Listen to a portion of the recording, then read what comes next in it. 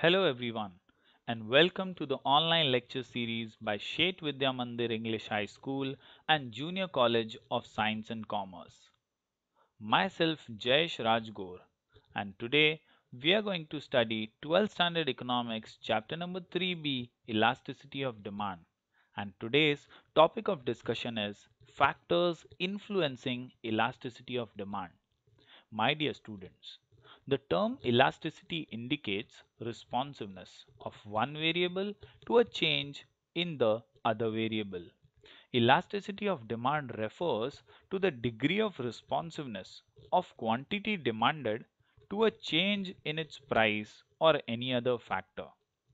According to Professor Marshall, elasticity of demand is great or small according to the amount demanded, which rises much or little for a given fall in price, and quantity demanded falls much or little for a given rise in price. So, my dear students, elasticity of demand is nothing but responsiveness. In the previous video lectures, we also studied about income elasticity, cross elasticity, price elasticity, and various types of price elasticity. Similarly, we also studied about the methods of measuring price elasticity. Today, we discuss the factors influencing elasticity of demand. Here are the factors which influence elasticity of demand: availability of substitutes, complementary goods, income of the consumer, durability, habits, urgency of needs, nature of commodity, number of users, and time period. So, let us understand each factor in detail. Availability of substitutes. Elasticity means responsiveness. Somewhere or the other, availability of substitutes is one of the most important factors which affect elasticity. Demand for a commodity will be more elastic if its close substitutes are available in the market. For example, lemon juice, sugarcane juice, etc. But commodities having no close substitutes like salt, the demand will be inelastic. Yes, my dear students, elastic means demand has changed, whereas inelastic means demand doesn't change. So, for commodities having no close substitutes like salt, the demand will be inelastic, means no change. Moving to the next factor, complementary goods.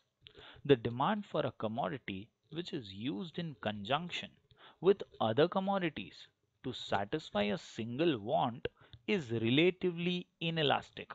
Yes, my dear students, the goods which complement each other.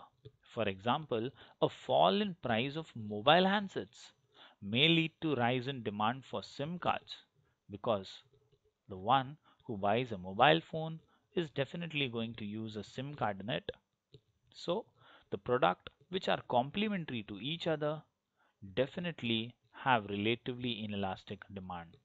So, complementary goods is also one of the factors influencing elasticity. Moving on to the next one. The next factor is income of the consumer. Demand for goods is usually inelastic. If the consumer has high income, the demand pattern of a very rich and an extremely poor person is rarely affected by significant changes in the price. Yes, my dear students, usually inelastic, because somewhere or the other, very rich and extremely poor person is rarely affected by significant changes in price. Moving on to the next factor, it is durability. The demand for durable goods is relatively elastic. For example, furniture, washing machine, etc. Demand for perishable goods is inelastic because they tend to perish very quickly. For example, milk, vegetables, such type of goods have inelastic demand. But goods like furniture are more durable in nature, and thus The demand for durable goods is relatively elastic. The next point here is habits. Yes, my dear students. Habits make demand for certain goods relatively inelastic. Habitual goods are often demanded even if they are costlier. For example, addictive goods, drugs, etc. So habits is also one of the factor influencing elasticity of demand. The next point is urgency of needs. This completely impacts elasticity. Yes, my dear students, goods which are urgently needed will have relatively inelastic demand.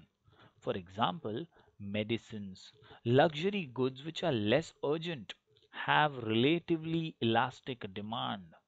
Yes, my dear students, the goods which are urgent in nature are realistic, and thus somewhere or the other medicines, or we can say the things which are really urgent, are definitely going to have relatively inelastic demand and will completely have an impact on elasticity, whereas luxury goods which are less urgent have relatively elastic demand.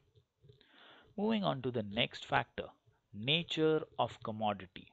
By nature, we can classify commodities as necessaries, comforts, and luxury goods. Demand for necessaries like food grains, medicines, textbooks, etc. is relatively inelastic. And for comforts and luxury goods like cars, perfumes, furniture, etc., demand is relatively elastic. So it is proved that nature of commodity also influences elasticity of demand. The next factor here is number of uses. Yes, my dear students, there are many commodities which have multiple uses. There are many commodities which have single use. Single use goods have less elastic demand, whereas multi use goods have more elastic demand. For example, coal, electricity, etc.